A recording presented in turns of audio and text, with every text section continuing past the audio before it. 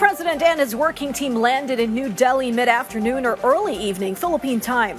Unlike the usual, he put his meet and greet with hundreds in the Filipino community early on in his trip, after which he will get to work in securing deals on bilateral issues and investments from Indian businessmen and wringing support from Prime Minister Modi on our rules-based actions in the disputed waters of the West Philippine Sea, which our Kenneth Pastiente narrates live in New Delhi. At 2:20 in the afternoon India time or around 4:50 p.m. in the Philippines, President Ferdinand R. Marcos Jr. arrived in India for his 5-day state visit. This visit considered historic as it coincides with the 75th anniversary of the establishment of diplomatic relations between the Philippines and India. Accompanied by First Lady Liza Marcos, the President's aircraft landed at the Palam Air Force Station at Indira Gandhi International Airport in New Delhi.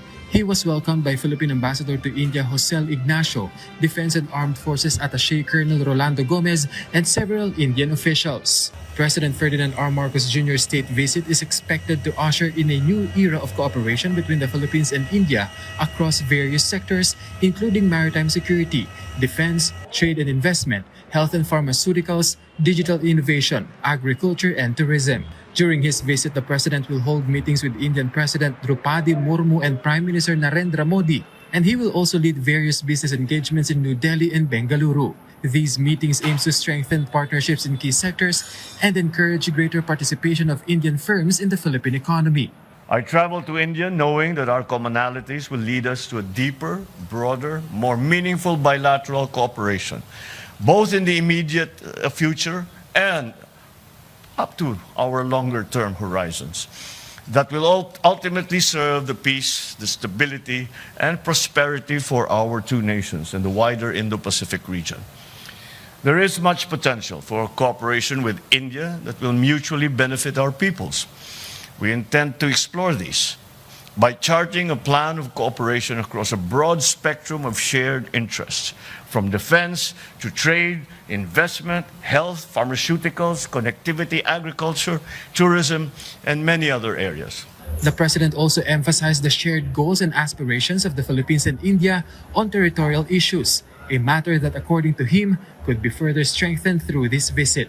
Our geostrategic position as coastal states that border the busiest international trade routes and critical sea lanes of communications in the Indo-Pacific region, our shared interest in protecting the rights and welfare of our international seafarers, our steadfastness in upholding international maritime law, including the UNCLOS, and our unwavering commitment to regional peace and cooperation serve as a credible foundation of our active and growing maritime cooperation.